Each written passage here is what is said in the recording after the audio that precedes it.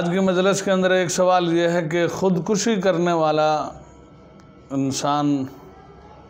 اس کی نماز جنازہ پڑھی جائے گی یا نہیں پڑھی جائے گی؟ چونکہ خودکشی کرنے والا اس نے حرام کام کیا ہے، خودکشی کی ہے، تو سوال یہ ہے کہ خودکشی کرنے والا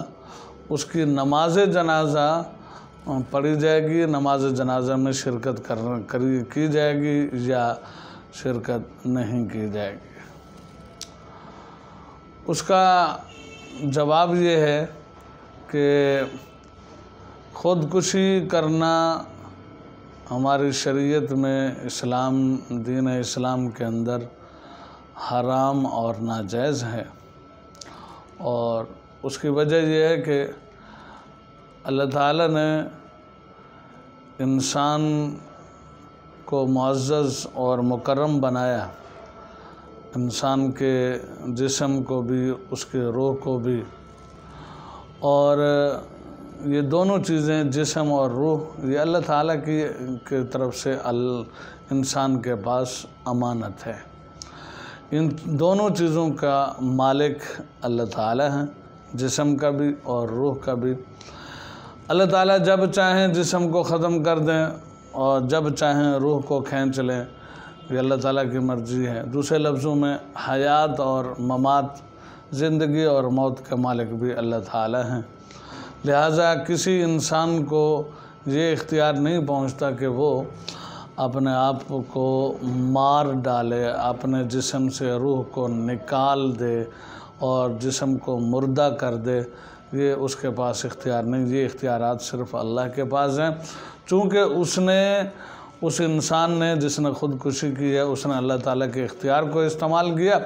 اس لیے ایسا کرنا گناہ کبیرہ ہے اور حرام اور ناجائز ہے۔ لیکن اس کے باوجود بھی، یعنی حرام اور گناہ کبیرہ ہونے کے باوجود، اس ایسے آدمی کی نماز جنازہ پڑھی جائے گی، نماز جنازہ پڑھی بھی جائے گی، اور کوئی شرکت کرنا چاہے تو اس کے نماز جنازہ کے اندر شرکت بھی کر سکتا ہے۔ یعنی ایسا نہیں ہے کہ خودکشی کفر ہے، اس کی وجہ سے بندہ نعوذ باللہ وہ کافر ہو گیا ہے، لہٰذا ایسے کہ نماز جنازہ نہ پڑھی جائے، ایسا نہیں ہے۔ گناہ کبیرہ کا وہ بندہ مرتکب ہوا ہے، لہٰذا اس کے نماز جنازہ پڑھی جائے گی اور اس کے اندر شرکت بھی کی جا سکتی ہے۔ ہاں، البتہ ایسا آدمی جو خودکشی کا مرتکب ہوا ہے، وہ جہنم کے، یعنی آخرت کے اندر، اگلی زندگی کے اندر وہ ہمیشہ کے لیے جہنم کے آگ میں جاتا رہے گا، جلتا رہے گا، ہمیشہ کے لیے جہنم کے اندر رہے گا، یا یہ ہے کہ جس طرح مسلمان گناہگار جو ہے وہ اپنے گناہوں کی سزا بھگتنے کے بعد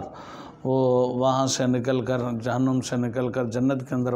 جائیں گے، تو یہ بھی جنت کے اندر جائے گا۔ تو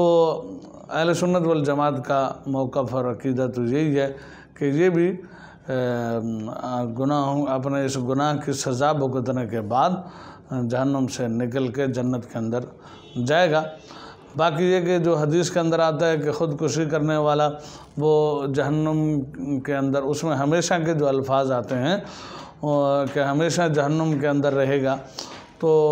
وہ اس لحاظ سے آپ نے فرمایا کہ اگر خودکشی کرنے والے نے اس کام کو حلال سمجھ کر کیا ہے کہ میں حلال کام کر رہا ہوں، اور یعنی ایک کام حرام تھا اس کو حلال سمجھ کر کیا ہے، تو وہ تو پھر دائرہ اسلام سے خارج ہو گیا، وہ بندہ ہمیشہ جہنم کے اندر رہے گا۔ لیکن اگر اپنے پریشانی کی وجہ سے اور تنگیوں کی وجہ سے تنگ ہو کر اس نے خودکشی کی ہے، تو وہ بندہ جو ہے وہ، چونکہ اس نے خودکشی کو حلال تو نہیں سمجھا، لہٰذا وہ اس گناہ کبیرہ کی سزا بھگتنے کے بعد وہاں سے نکل جائے گا اور جنت میں جائے گا۔ لیکن یہ ہے کہ اس کی سزا اس کو کافی لمبی ملے گی، اس وجہ سے آپ صلی اللہ علیہ وسلم نے اس کے لیے ہمیشہ کا لفظ بولا کہ وہ ہمیشہ جہنم کے اندر رہے گا۔ مثال کے طور پر آپ صلی اللہ علیہ وسلم نے فرمایا کہ اگر کسی نے اپنے پیٹ کے اندر کوئی چھرا مارا ہے اور مار دیا ہے تو جہنم کی آگ کے اندر وہ اپنے آپ کو چھرا ہی مارتا رہے گا اور کافی دیر تک اس سزا کے اندر مبتلا رہے گا۔ ایسے ہی کسی نے زہر پی ہے تو وہ جہنم کی آگ کے اندر رہ کر وہ زہر کو ہی پیتا رہے گا۔ تو یعنی جو دنیا کے اندر جو کام کر کے وہ مرا ہے، آخرت کے اندر اسی قسم کی اس کو سزا ملے گی اور کافی دیر تک ملے گی، لیکن یہ ہے کہ وہ سزا بھگتنے کے بعد ایک جو ہے وہ جہنم سے نکل کر جنت کے اندر ضرور جائے گا۔